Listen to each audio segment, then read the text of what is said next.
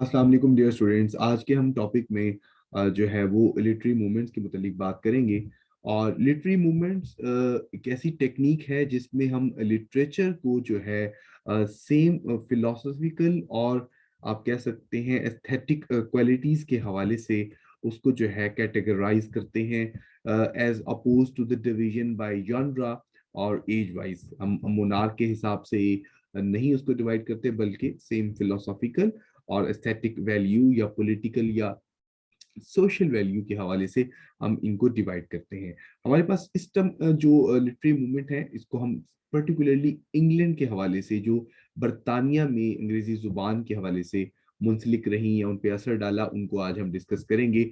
हम अपने आने वाली वीडियोस में यूरोपियन लिटरेचर मूवमेंट को भी डिस्कस करेंगे और अमेरिकन लिटरेरी मूवमेंट्स को भी अलग से डिस्कस करेंगे। तो चलते हैं हम अपने लेक्चर की तरफ।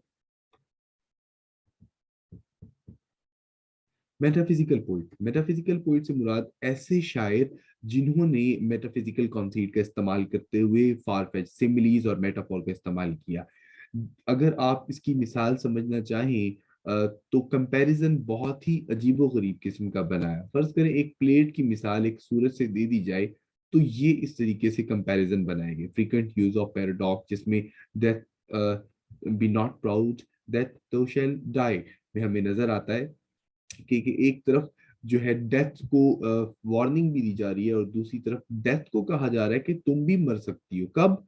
जब पोइट जो है हेवन में जाएगा तब डेथ का कोई वजूद नहीं होगा।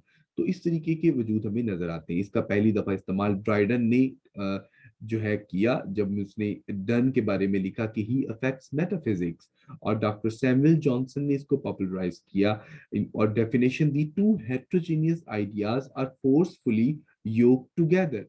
तो ये हमें नजर आता है lives of eminent English poet में, जो उनका एक चैप्टर था अब्राहम कोली, उसमें इन्होंने इसको लिखा। इसके अलावा टीएस इलियट ने भी इसको पॉपुलराइज किया था मेटाफिजिकल पोइट के नाम से अपना ऐसे लिखकर। इसमें जो शायर आपके सामने नजर आ रहे हैं, डन पॉपुलर है इसमें। इसके अलावा हेनरी वॉन, रिचर्ड प्राशा वगैरह भी हैं। मेटाफिजिकल कंसीट की अगर आप मिसाल देखना चाहें तो ये आप देख सकते हैं कि कंपसेस को किस तरीके से जो है लवर अपने और अपने महबूब के साथ जो है जो शायर है वो कंपैरिजन करते हुए कहता है कि stiff twin compasses are two. अगर आपने एक और इसकी मिसाल देखनी है तो फ्ली जो पोइम है जॉन डन की, जिसमें वो कहते हैं कि it sucked me first and now it sucks thee, and in in this flea our two bloods mingled be. कि किस तरीके से हमारे जो ब्लड है वो इस फ्ली के अंदर आ चुके हैं और अब अपने जो है वो लवर को कहते हैं कि अब हमें तुम्हारे साथ राब्ता करने में या मिलने में कोई भी फर्क नहीं होना चाहिए। इसी तरह कैवेलियर पोइट्स बाद में आने वाले, यानी आप कह सकते हैं कुछ सिमिलैरिटी हमें नजर आती है कैवेलियर पोइट्स और रॉयलिस्ट में, क्योंकि ये बिल्कुल साथ साथ का ग्रुप था। ये बादशाह जो चार्ल्स हैं द फर्स्ट, उनके साथ या उनके वफादारों का ग्रुप था। ये अपने आप को सन्स ऑफ बेन के नाम से भी मानते थे। सन्स ऑफ बेन से मुराद ये बेन जॉनसन के फॉलोअर्स के तौर पर आप कह सकते हैं, बेन जॉनसन के फॉलोअर्स के तौर पर अपने आप को करते थे और ट्राइब ऑफ बेन के हवाले से भी मशहूर थे। ये आप कह सकते हैं कि खिलाफ थे जो कि पार्लियामेंट के हामी जो ग्रुप था, जिसमें आप कह सकते हैं मिल्टन पार्लियामेंट के हामी थे, प्रेस्बिटेरियंस या प्यूरिटन्स जिनको पार्लियामेंट की सुपीरियरिटी पसंद थी, ये उनके अपोज थे। कौन? ये जो कैवेलियर पोइट्स हैं या रॉयलिस्ट जिनको आप कह सकते हैं। तो मेजर पोइट में रॉबर्ट हैरिक, रिचर्ड लवलेस और जॉन सकलिंग वगैरह शामिल हैं।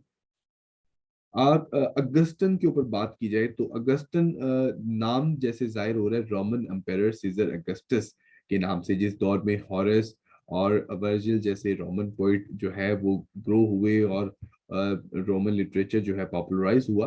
अब ये इंग्लिश लिटरेचर में इसको मुख्तलिफ नामों से जाना जाता है। कैसे?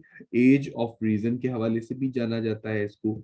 इसको एज न्यू क्लासिकल एज के हवाले से भी जाना जाता है। इसको some time classical age of English literature भी कहा जाता है।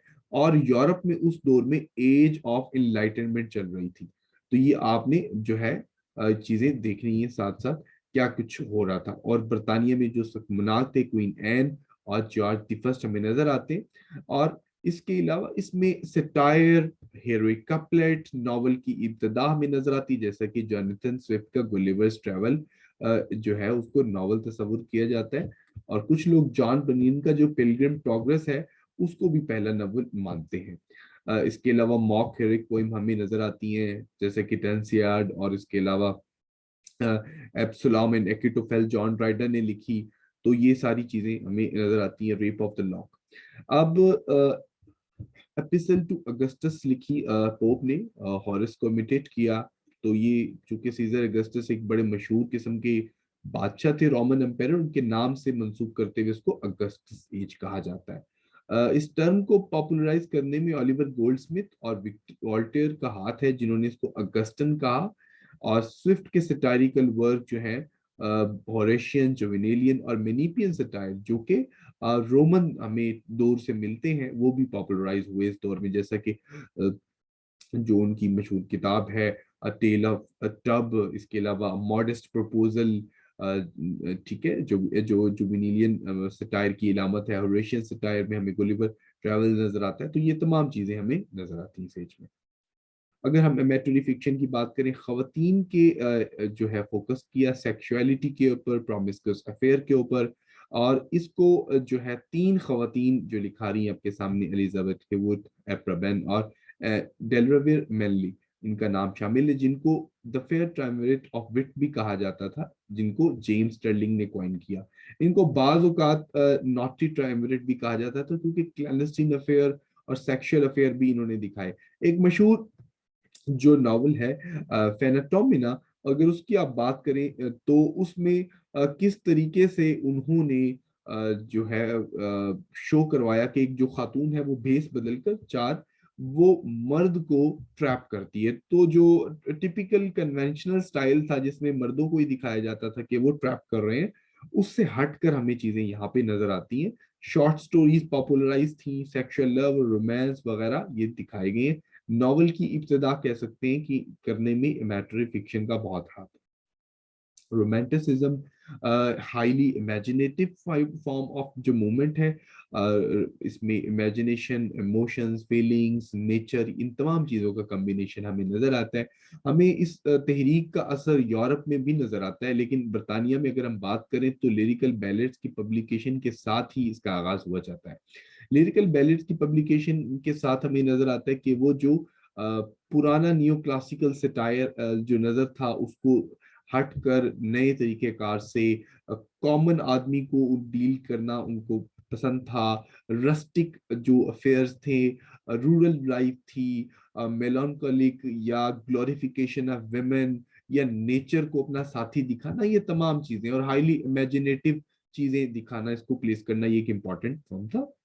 मार्केट ट्रेबल ने इस एज की जो डिवाइडिंग है वो 1770 से 1848 में की। एम एच एब्राहम ने इसको 1789 से 1830 तक कहा, और जैक बर्जन ने इसको तीन एजेस में यानी डिवाइड किया, फर्स्ट, सेकंड और थर्ड जनरेशन ऑफ पोइट्स में। ठीक है। और इसके अलावा लिरिकल बैलेट के साथ इसका आगाज होता है। अगर हम इसकी आइडियाज देखें तो सब्जेक्टिविटी है, इंडिविजुअल जो फीलिंग्स है, I have I wandered lonely as a cloud, emphasis on individualism और spontaneous feeling। ठीक है। पोइट्री जो है उसके बारे में डेफिनेशन भी हमें नजर आती है वर्ड्सवर्थ की। पोइट्री जो है वो spontaneous feelings है, it takes its origin from emotions recollected in tranquility। तो ये वर्ड्सवर्थ की हमें डेफिनेशन भी मिलती है। Freedom from rules, solitary life, imagination को सुपीरियर दिखाया गया है।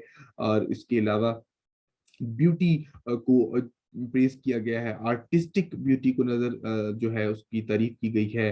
Interest in common man, rustic life, rural life की हमें इसमें नजर आती हैं।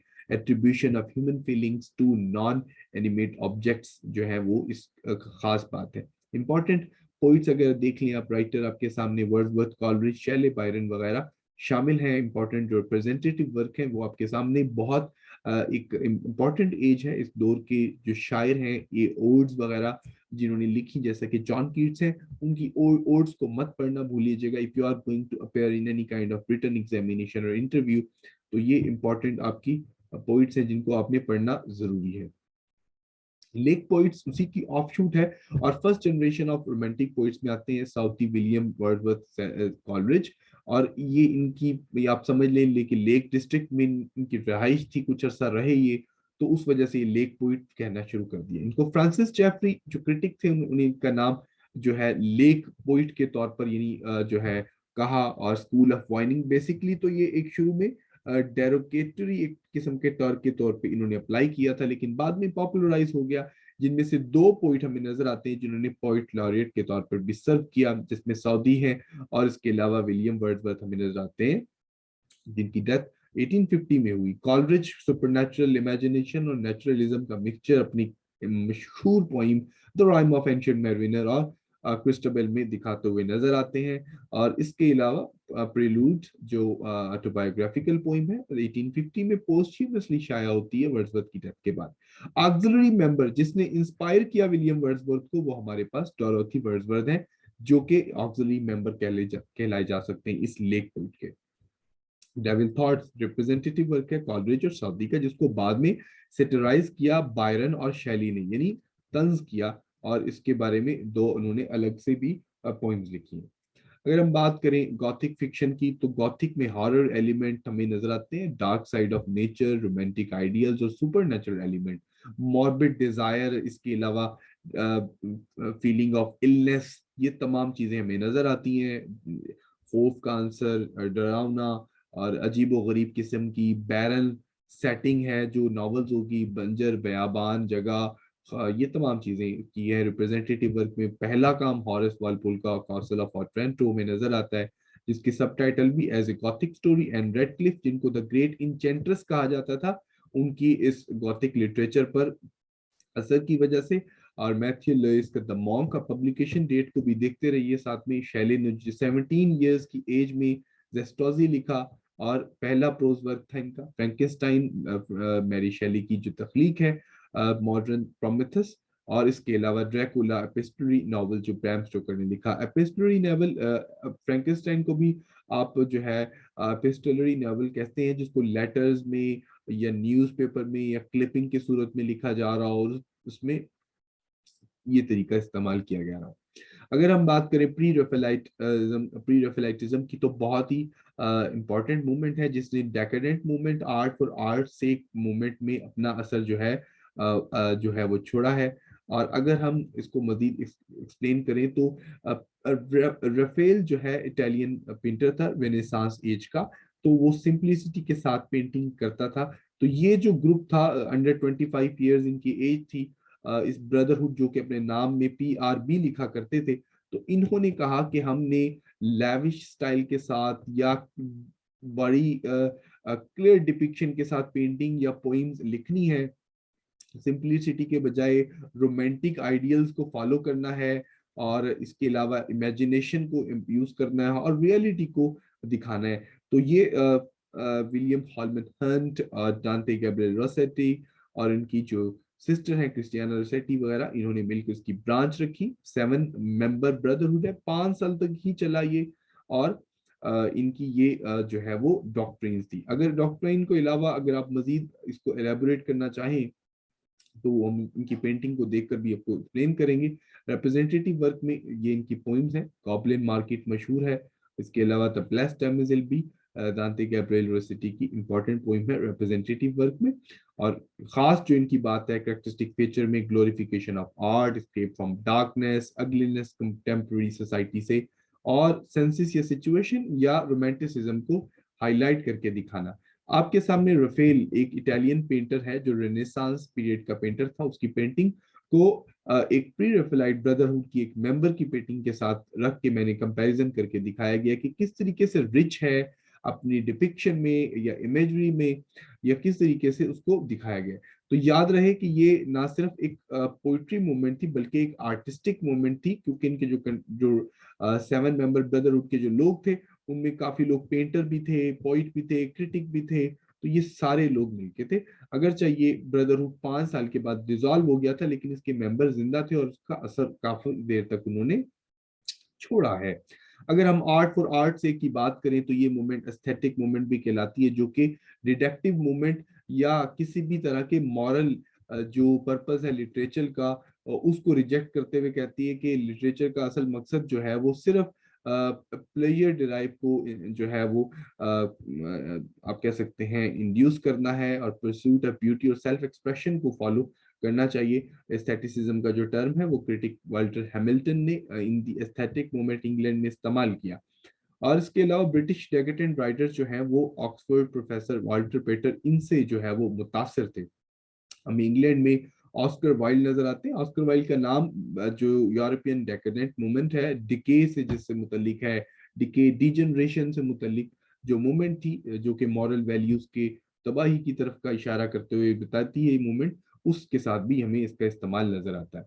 अगर हम अब मॉडर्न पीरियड का अगर आगाज करें, तो मॉडर्न पीरियड में बहुत सारी नई फिलोसफी सामने आ रही थी। World war, beginning of new theory, Sigmund Freud की इंटरप्रिटेशन ऑफ ड्रीम, जिसमें वो कहते हैं अनकॉन्शियस जो है वो एक ड्राइविंग फोर्स है आपकी विशेस को कंट्रोल करने में। कार्ल यंग जो कि रेशियल मेमोरी के ऊपर बात करते हुए कहते हैं कि हमारे आइडियाज, हमारे एक्सपीरियंसेस, हमारे जो ये सारी चीजें हैं वो हमारी शेप को करते हैं, या आप यूं समझ लें इसको जेनेटिक मेमोरी के तौर पर भी ट्रीट कर लें आप। और इसके अलावा कार्ल यंग जो है हमें अनकॉन्शियस, कलेक्टिव अनकॉन्शियस, जो कि वो शेयर्ड बिलीफ है जो कि पूरी दुनिया में लोग इकट्ठे रखते हैं, उसके मुतालिक भी हमें नजरिया देते हैं अपनी किताब द साइकोलॉजी ऑफ अनकॉन्शियस में।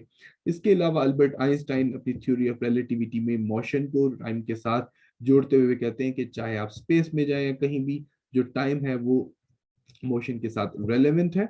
और William James the principal of psychology में स्ट्रीम ऑफ कॉन्शियसनेस कॉइन करते हैं कि किस तरीके से हमारे दिमाग में ये तमाम चीजें बैक वक्त मौजूद होती हैं, और जिनको हम जो है कोई भी राइटर लिख सकता है, बयान कर सकता है। ये जिनको बाद में वर्जीनिया वुल्फ या जेम्स जॉयस जैसे लिखारियों ने इसको मजीद नुक्ता कमाल पर पहुंचाया। एवनगार्ड लिटरेचर, नदीद इनोवेटिव स्टाइल ऑफ लिटरेचर की हमें फीचर्स हमें नजर आते हैं इसके अंदर। और अगर अब हम बात करें जो इस मॉडर्निज्म पीरियड में खास तौर पर जो फीचर हमें नजर आते हैं, रिजेक्शन ऑफ विक्टोरियन आइडियाज, और इसके अलावा non linear plot, free indirect discourse. कहानी कहाँ से आगाज हो रही है? 1969 से, फिर वो कहानी दोबारा से 1965 में चले गई, फिर रोटेट होती है। तो किस तरीके से मल्टीपल नरेटर हैं, अनरिलायबल नरेटर हैं, ठीक है, और बाजू का नरेटर होता भी नहीं है। स्ट्रीम ऑफ कॉन्शियसनेस को, साइकोलॉजी, इमोशंस को वैल्यू दी गई है। Ordinary language, common language, prosaic language borrow किया गया मुख्तलिफ लैंग्वेज में। वेस्टलैंड को मिसाल आप देख लें। इसके अलावा प्रोजिक वर्ड्स है, ब्लैंक वर्स को या फ्री वर्स को जो है फोकस किया गया, मीटर को छोड़ दिया गया, मीटर के बगैर पोइम लिखनी शुरू कर दी गई, फ्री वर्स लिखी गई। एडजेक्टिव्स, फ्लोरी लैंग्वेज या वर्बोसिटी या ऑर्नामेंटरी लैंग्वेज से अवॉइड किया गया, स्टाइल कन्वेंशन को तोड़ा गया। तो ये हमें चीजें हमें नजर आती हैं। मोरालिटी को चैलेंज किया गया, ये तमाम चीजें हमें इसमें नजर आती हैं। रीडर के ऊपर छोड़ दिया कि वो कैसे इंटरप्रेट कर सकता है, तो वो किस तरीके से अंडरस्टैंड कर सकता है। एवनगार्ड लिटरेचर से मुराद ये है कि हर अव्वल दस्ता, यानी ऐसी चीज जो अपने ओहद से, अपने वक्त से आगे ही हो। तो एवनगार्ड लिटरेचर का फीचर हमें नजर आता है इस 20th सेंचुरी का। इनोवेशन, इनोवेशन से मुराद हर चीज नई, मेक इट न्यू।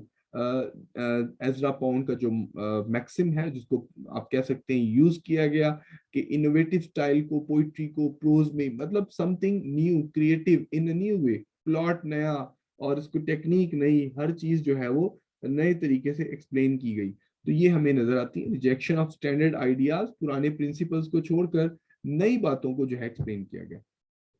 अब अगर इवेंट ट्रैक करें, इंपॉर्टेंट हमें जो नजर आते हैं, Celtic revival, Irish literary revival नजर आता है हमें, जो कि एसोसिएटेड है डब्ल्यू ए येट्स से। आयरिश हेरिटेज को ग्लोरीफाई करना, ये सारी चीजें हमें नजर आती हैं। आयरलैंड की आजादी 1921 में, civil disobedience movement, labour government, great depression का पीरियड बर्तानिया से, अमेरिका से आगाज हुआ और पूरी दुनिया में स्प्रेड हुआ, Russian revolution, Spanish civil war. तो ये तमाम इवेंट ऐसे हैं जिन्होंने लिटरेचर के ऊपर या कल्चरल स्टडीज के ऊपर या फिलोसफी या पॉलिटिक्स पर अपना असर छोड़ा। कि आथर्स अगर आप देखें लिटरेचर में, Auden, Yeats, Woolf, Ezra Pound शामिल है, रिप्रेजेंटेटिव वर्क में ये शामिल है। ये in a metro, station of the metro एक इंपॉर्टेंट पोइम है जिसको हम इमेजिस्ट मोमेंट में भी डिस्कस करेंगे।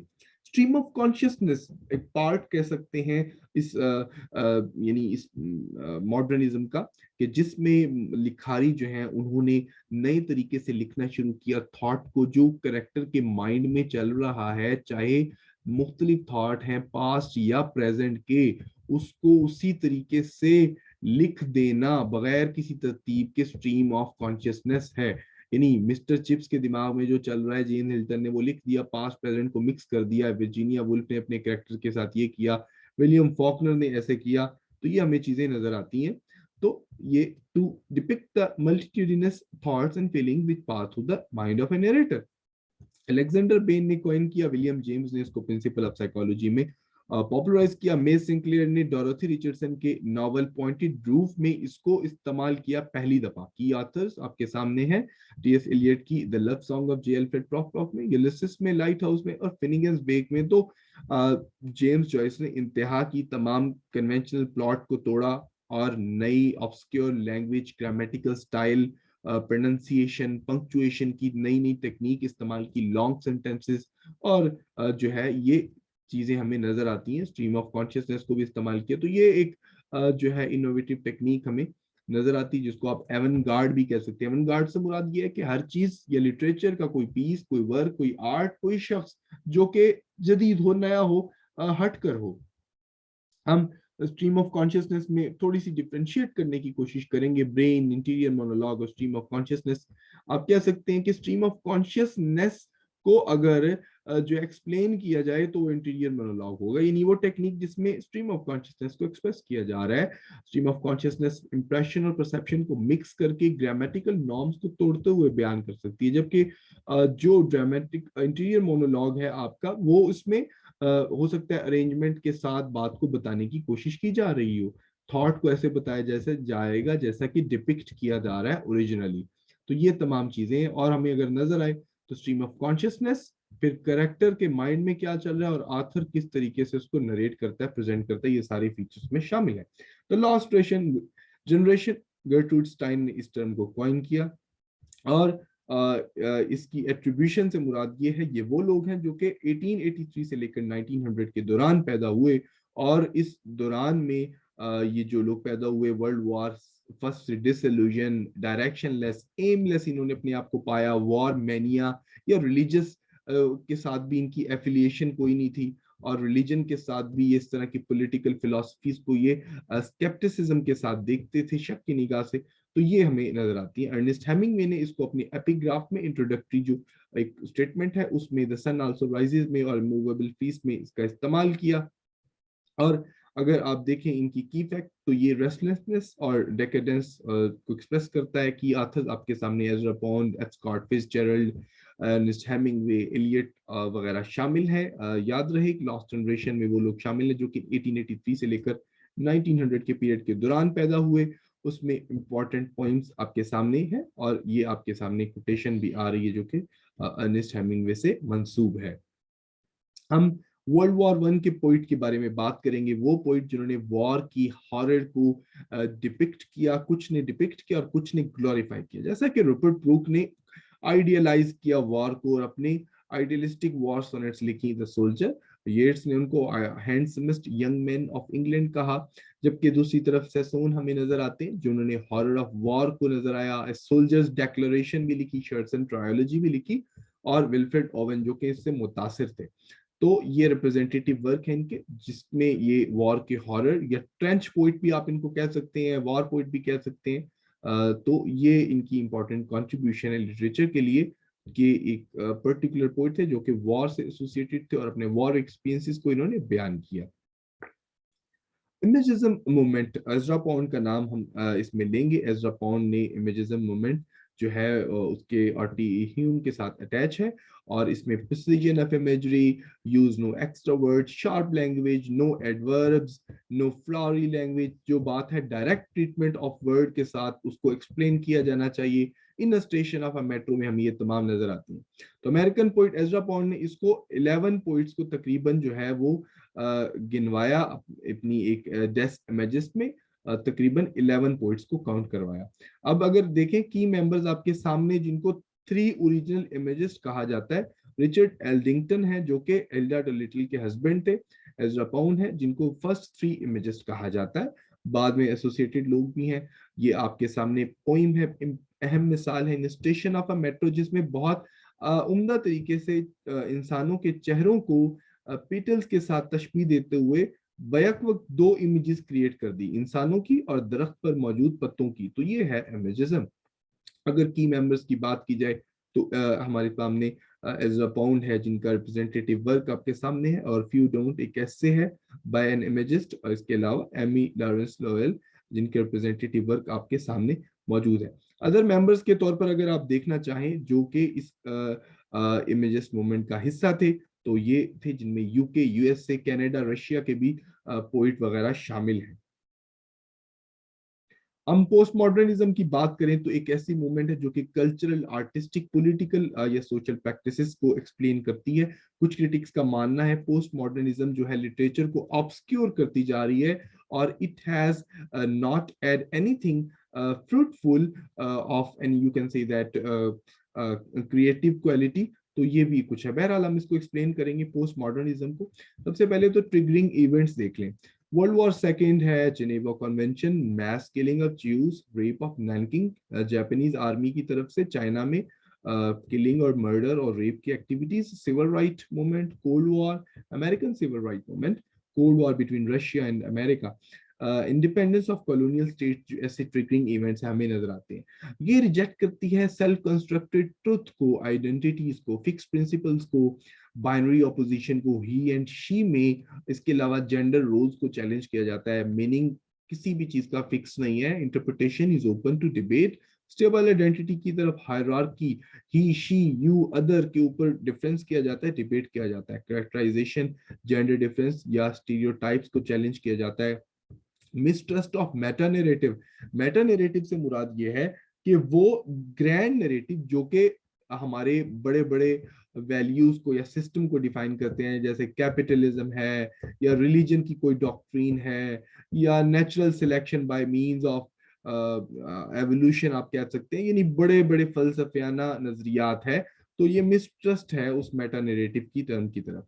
तो इसको अगर डिफाइन किया जाए तो वो in terms of irony, eclecticism, eclecticism मतलब believe on multiple choice of theories, hermeneutics of suspicion, यानी किसी भी चीज को सस्पिशन के नजरिए से देखना, इंटरप्रिटेटिव एनालिसिस करते वक्त। इसके अलावा डीकंस्ट्रक्शन, मीनिंग को जो है मुख्तलिफ धारों में बांध कर अंडरस्टैंड करना, प्लूरलिज्म, इररिवरेंस, किसी भी चीज को रिस्पेक्ट के साथ ना देखना, और कोलैप्स ऑफ मोरालिटी वर्चुअस हमें नजर आते हैं। एग्जिस्टेंशियल क्राइसिस सैमुअल बेकेट की जो हमें वेटिंग फॉर गॉडो में नजर आता है। तो ये तमाम चीजों के साथ हम इसको डिस्क्राइब कर सकते हैं। तो ये है पोस्ट मॉडर्निज्म। अब पोस्ट मॉडर्निज्म हमें लिटरेचर में क्या कैसे नजर आएगी, तो ये इसको हम देख सकते हैं। मेटानरेटिव का जो टर्म है वो ईन फ्रांसिस लिटयार्ड ने काइन किया। और अगर हम देखें पोस्ट मॉडर्निज्म के ये फीचर हैं कि किस तरीके से कलेक्टिव वॉइसेस को रिप्रेजेंट करती है। डेफिनेटली पोस्ट कॉलोनियलिज्म को भी आप इसमें ऐड कर सकते हैं। It takes into account of multiple narratives. Ironic narrator के भी कमेंट करेगा और कमेंट करने के बाद अपनी ही कमेंट्री पर सस्पिशियस हो जाएगा। नरेटर अनरिलायबल होगा, रिजेक्ट हिजेमोनिक वैल्यूज। इंटरटेक्सुअलिटी नजर आएगी हमें। जेएम कोएट्जी का जो फो है वो रॉबिन्सन क्रूसो के साथ हमें इंटरटेक्सुअलिटी नजर आएगी। इंटरटेक्सुअलिटी से मतलब मुतलिक रेफरेंस है टेक्स्ट का किसी दूसरे टेक्स्ट में पाया जाना। Guildenstern and Rosencrantz at dead, Tom Stoppard का मिसाल देख सकते हैं। मिक्सचर ऑफ कन्वेंशनल स्टाइल, रवायती स्टाइल, प्ले को नॉवल के साथ मिक्स कर दिया। पेस्टिश, ग्लोरिफिकेशन आप कह सकते हैं ऑफ सेलिब्रेटेड वर्क, जैसा कि रोजेनक्रांट्ज एंड गिल्डस्टन आर डेड। मेटाफिक्शन के किस तरीके से नॉवल लिखते हुए ऑथर बीच में कमेंट करना शुरू कर देगा कि I am going to tell you about a story, और फिर बाद में बताएगा कि भाई please pardon me if I have done something wrong like that. इसमें अगर हम देखें तो जॉफरी चौसर भी ऐड किया जा सकता है, लेकिन मेटाफिक्शन की खास बात ये कि जो है थॉमस जो पिंचन है उसके जो नॉवल हैं उसको हम इसमें ऐड कर सकते हैं। मिनिमलिज्म, किसी बात को बहुत ही मुख्तसर बताना। मैक्सिमलिज्म, डिग्रेशन, बात को बढ़ा चढ़ा के बताना। थॉमस पिंचन के मिसाल जो है नॉवेल्स हैं उनको हम मिसाल के तौर पर देख सकते हैं। टेम्पोरल डिस्टॉर्शन, बात करते करते अधूरी छोड़ देना और फिर कहीं और से शुरू कर देना, फिर किसी बात को किसी और तरीके से वहीं से आगाज कर देना। तो ये एक इम्पॉर्टेंट जो फीचर है हमें लिटरेचर में नजर आते हैं। Definitely it is very difficult to define postmodernism in a very short time, but I have tried my level best to explain you in a very short time. तो उम्मीद है आपको समझ आ चुकी होगी। अगर आप रिप्रेजेंटेटिव वर्क में देखें तो जॉन हॉक्स द कैनिबल है, उसको आगाज के तौर पर ट्रीट किया जाता है। वेटिंग फॉर गोडो भी एक बहुत इंपॉर्टेंट जो है वर्क है। नेकेड लंच, इसके अलावा the crying of lot by Thomas Pynchon, structure, sign and play. कुछ लोग कहते हैं कि ये इसका मॉडर्निज्म का आगाज डेरिडा के इस लेक्चर के बाद हुआ। इसके अलावा एहाब हसन का जो डिसमेंबर ऑफ ऑर्फियस है 1971 में, कुछ वहां से करते हैं। तो बहरहाल पोस्ट मॉडर्निज्म का पीरियड हम समझते हैं कि वर्ल्ड वॉर सेकेंड के बाद का आगाज हुआ और अभी तक जारी है। और कुछ लोग पोस्ट मॉडर्निज्म के बाद मेटा मॉडर्निज्म की तरफ भी चल पड़े हैं। उसके ऊपर हम फिर किसी लेक्चर में बात करेंगे। तो आज के लिए हमारा लेक्चर इतना ही है। उम्मीद है आपको इसमें समझ आ गई होगी। मजीद अब अगले लेक्चर में हम जो है वो यूरोपियन लिटरेरी मूवमेंट्स और अमेरिकन लिटरेरी मूवमेंट्स को डिटेल के साथ डिस्कस करेंगे।